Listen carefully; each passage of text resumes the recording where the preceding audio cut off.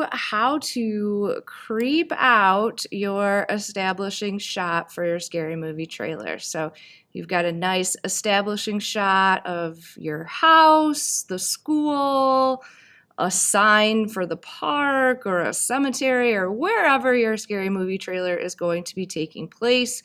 We usually want to start out our trailer with an establishing shot. So this one's pretty cool because it's a tilt up to the house. You could also do a low angle or a slight Dutch tilt, anything to sort of add to the creepiness. Now, this house looks nice and normal, so we're going to go ahead and mess that up. I've downloaded a clip called Fog, and that fog I'm going to use to create kind of a smoky effect in the video. So I'm going to show you what that looks like here. Here is my fog. It's really kind of smoke, actually. And again, I'm noticing at the beginning of it that it doesn't really have any fog yet. It doesn't kind of start till about here. So I'm going to mark that as my in point by hitting I on the keyboard.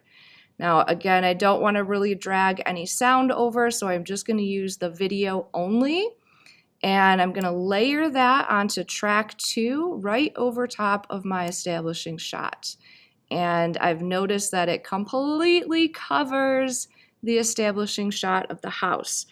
Yours might not be full size over your screen, so if you need to adjust the size, you can right-click, scroll down, and choose Set to Frame Size to make it as big as your screen.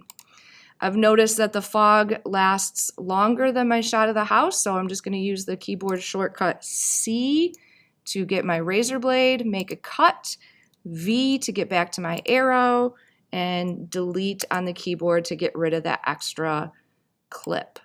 All right, so now I've got my fog. It's on top of my house. I can't see my house, so now I have to adjust the opacity or the transparency of the fog so I can see both. So I'm going to double click the fog video to open it up over here on the left, and then I'm going to use the double arrow to open my effect controls.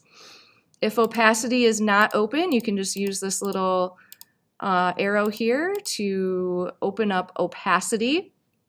Right now it's 100% opaque, meaning I cannot see through it at all.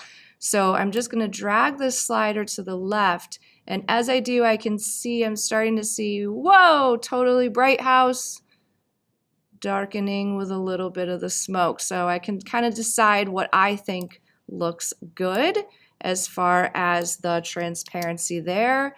And now it looks like, ooh, super creepy.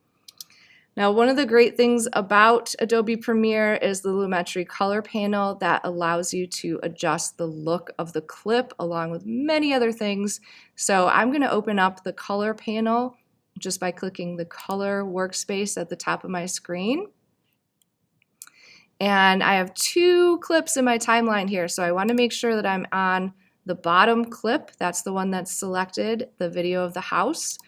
And in my color panel, I have a basic correction menu, and once I open that, I can now brighten the shot, darken the shot. I can increase the contrast, maybe pull down the shadow a little bit. Again, just trying to get a super creepy look here with the house.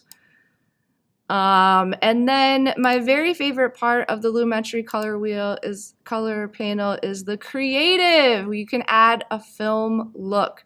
So I would suggest doing this once you've gotten all of your clips, and you can use this little right arrow to search through the preview and see this kind of has like a 70s vibe.